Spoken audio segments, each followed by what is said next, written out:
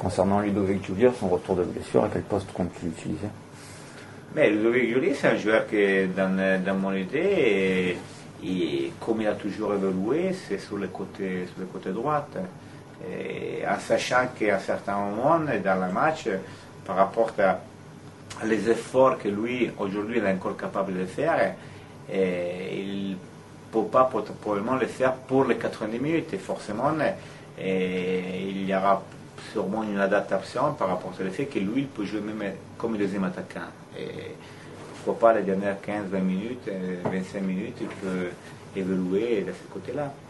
Surtout parce que sur les côtés, moi j'ai plusieurs possibilités. Ludo, c'est un joueur qui peut jouer comme deuxième attaquant, mais pas dans une idée de départ, ça c'est sûr. Dans une idée de départ, aujourd'hui, j'ai des joueurs qui me donnent autres caractéristiques. Après, ça peut arriver que il y a un choix par rapport à l'adversaire qui est en face de jouer tout de suite avec Ludo comme deuxième attaquant. Toujours dans un système de 4-4-2, parce qu'il ne faut pas penser que les deux attaquants ils sont là fixes. Non, les deux attaquants, je dirais, que ce soit en ce moment, par exemple, Makengo ou Germain, ou ce sera le cas de Ludovic, je dirais, les systèmes à côté, c'est sur une départ central avec le ballon central. Et après, que ce soit offensif ou défensif, il y a toujours un décalage, je dirais. Les deuxièmes attaquants, ils deviennent à 9,5 tout le temps. L'AS Monaco a fait un mercato judicieux cet été en prenant des bons joueurs, Julie, Valerua, tout ça à moindre coût. Et paradoxalement, le joueur qu'on a le plus payé, il y a Tabaré, on ne le voit pas. Alors est-ce que c'est un problème physique, on sait qu'il est arrivé tardivement, ou il ne rentre pas dans le schéma que... Aujourd'hui, Tabaré, il montre une carence physique importante, due sûrement à l'effet que l'an dernier, il n'a pas joué. Apparemment, il n'a pas beaucoup joué dans son club que c'est quand même. Et ça c'est la chose qu'il est en train de payer. Et maintenant, comme j'ai dit, quand je suis arrivé, je pense qu'il venait d'arriver parce qu'il avait fait tout de suite les matchs d'Angers, où il était titularisé. Mais après, moi, je l'ai eu pratiquement 2 jours après à Angers. Et aujourd'hui, il y a une condition physique qu'il ne me met pas dans la condition de pouvoir les faire jouer. Moi, aujourd'hui, je suis en train et je suis à la recherche d'avoir une équipe où dans tous les postes, ils sont à 100%. On n'est pas dans tous les postes à 100%. Et alors, je dois faire jouer les joueurs qui sont mieux placés au niveau physique. Parce que je n'ai pas 1 ou 2 joueurs, comme il peut avoir des grandes équipes, qui dans n'importe quel moment ils vont me faire gagner un match. Alors, je suis obligé de travailler sur le bloc, sur le fait que j'ai un bloc équipe importante.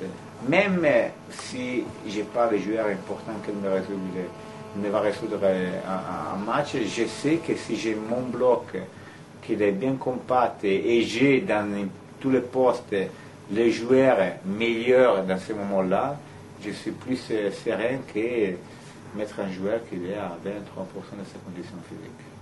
Et concernant Tabaré, à Caen, c'était une question des supporters, il a joué à beaucoup de postes. 6, 8, ça, c'est 10, une autre question, 9, il y a la difficulté de Toi, tu le Tabaré. vois comment, justement? J'ai eu une longue discussion avec son ancien entraîneur, que je connais très bien, Dumas, qui m'a dit que pour lui, son meilleur poste, c'est dans les 2 milieux centrales. Maintenant, je pense que dans les 2 milieux centrales, il y a des joueurs qui, à niveau physique surtout, sont mieux placés que Tabaré. Ça Tabaré, parce que justement, c'est quand même un achat important pour le club, et de se mettre dans la condition de revenir le plus près possible en forme. Il y a plusieurs joueurs à laisser, alors notamment Sanogo et Fanchon qui sont relativement connus. On a vu l'an passé avec Bonnard que pour une personne justement qui manque de rythme, on l'évoquait, il a couru après sa forme toute la saison. C'est pour ça que je ne l'ai pas pris. Ah ça y est, c'est officiel. Ah oui, les 3 Oui, je ne l'ai pas. Mais c'est une décision que j'ai prise tout de suite. C'est sur critères physiques, pas... Oui. moi je ne peux pas me mettre dans la condition de récupérer des joueurs. J'ai déjà du mal dans certaines situations à avoir mes joueurs à 100%, mais je ne peux pas aller chercher des joueurs qui n'ont pas la condition physique. Moi, si je dois faire un choix au-delà que les clubs l'achètent, au-delà que les clubs le prennent libre un joueur, le joueur qui vient doit être déjà dans la disponibilité d'être titulaire. Et ça part de la condition physique. Je n'ai pas le temps et je n'ai pas l'envie de prendre des joueurs qu'il faut mettre en place. C'est sûr.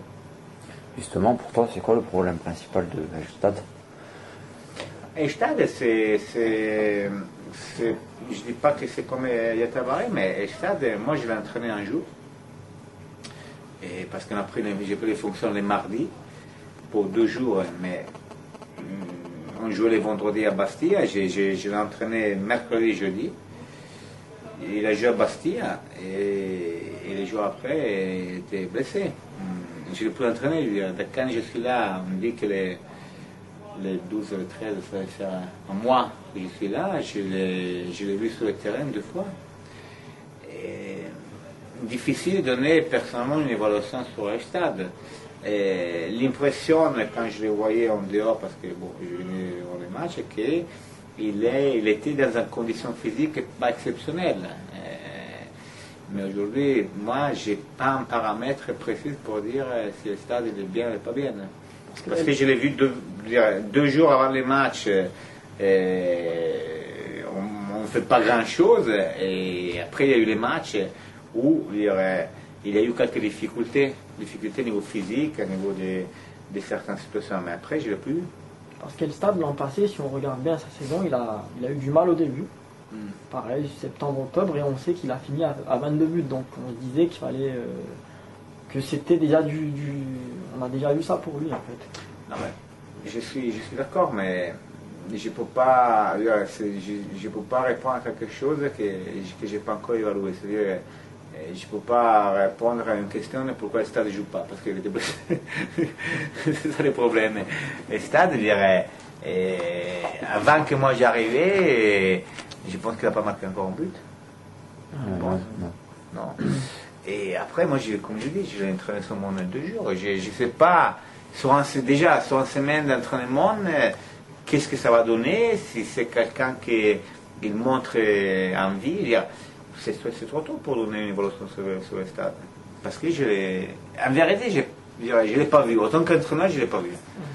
Et je peux donner un paramètre par rapport à les matchs que j'ai vus, mais je pense que si je suis là, parce que l'équipe a eu quelques problèmes, les joueurs individuellement ont eu quelques problèmes, et alors ce serait un jugement négatif. Et là, concernant le poste de gardien de but, lorsque Sébastien Chabert a re-signé sa prolongation, il avait la garantie d'être numéro 1. Il n'y a pas de garantie de football, et surtout avec moi. Depuis ton arrivée, les cartes ont été redistribuées. Dans le football en général, il n'y a aucune garantie. Aucune. Après, en plus, moi personnellement, ça c'est encore pire, il n'y a aucune garantie de jouer dans n'importe quel poste. Ça n'existe pas, la garantie, c'est le terrain vert. Et avec plein de paramètres, physiquement, mentalement, tactiquement, techniquement, les prestations. Heureusement, pour un entraîneur, mais les joueurs le savent très bien, il y a un terrain qui donne un jugement. Et les joueurs le savent très bien. C'est pour ça qu'il n'y a pas de garantie. S'il y a quelqu'un qui a donné une garantie à quelques joueurs, c'est leur problème. Mais je ne pense pas que quelqu'un a donné garantie, qu'il soit Chabert ou quelqu'un d'autre. Il n'y a pas de garantie. Contre Marseille, tu as titularisé Weyrauch sur le côté gauche.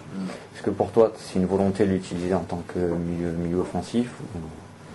Alors dans l'idée que j'ai aujourd'hui,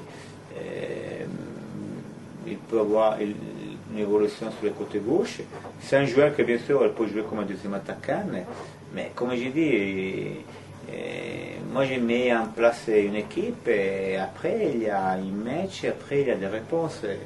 Et si à un certain moment les réponses sont positives dans le secteur, j'essaie de stabiliser ce secteur-là et voir si, que ce soit Weyrauch ou d'autres joueurs, ils arrivent à me donner d'autres choses dans d'autres secteurs où je pense qu'il faut des alternatives, il faut augmenter d'autres choses.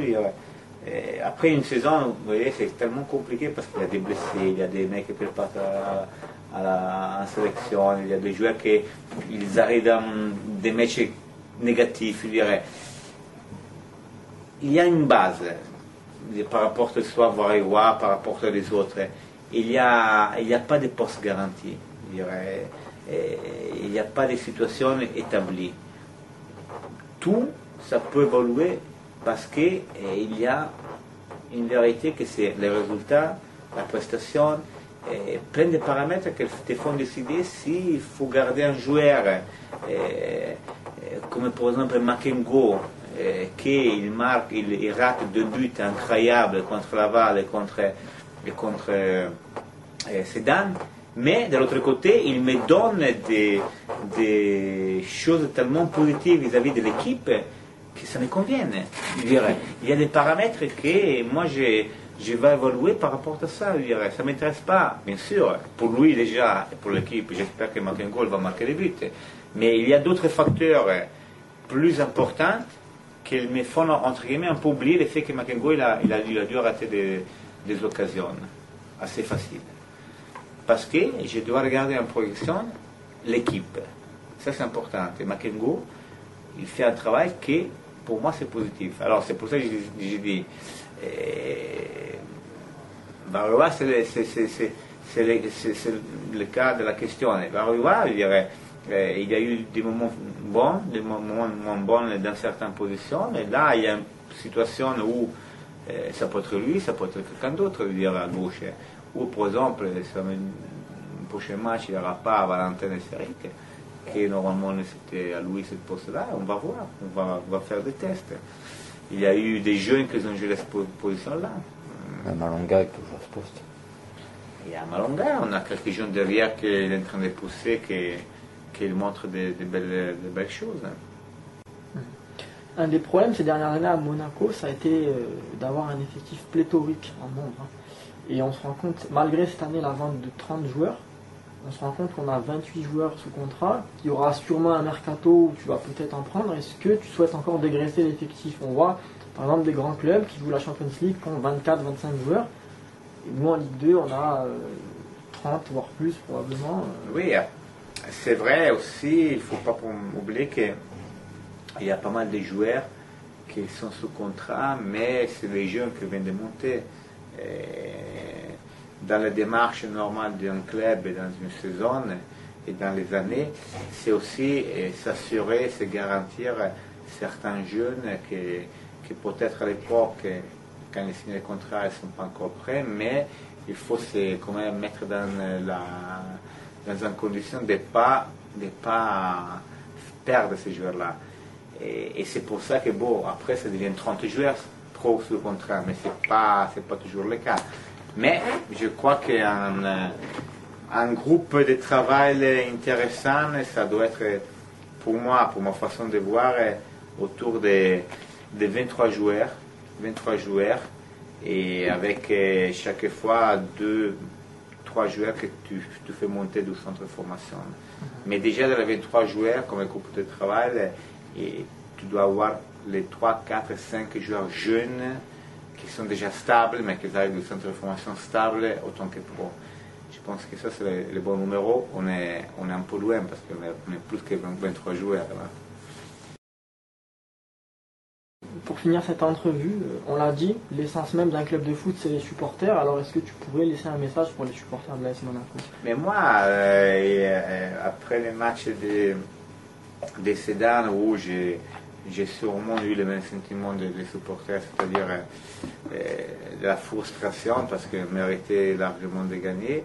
Le message que j'ai donné, que j'ai dit, parce que j'entends, je lis, je sens qu'il y a quand même de la polémique. J'ai lu bien sûr qu'il y a eu beaucoup de questions, de doutes posés sur moi, mais ça c'est normal. Et la chose que j'ai donné comme message, c'est d'essayer de jamais mettre la pression au siffler ou critiquer l'équipe sur les 90 minutes. Mais éventuellement après, il y aura tout le temps de critiquer, de discuter. parce que l'équipe, il a besoin des supporters. Et les supporters, ils ne vont pas mettre dans la meilleure condition les joueurs à essayer de mieux jouer, essayer de faire de bonnes choses. Il a tout le temps pour critiquer, il n'y a pas de soucis.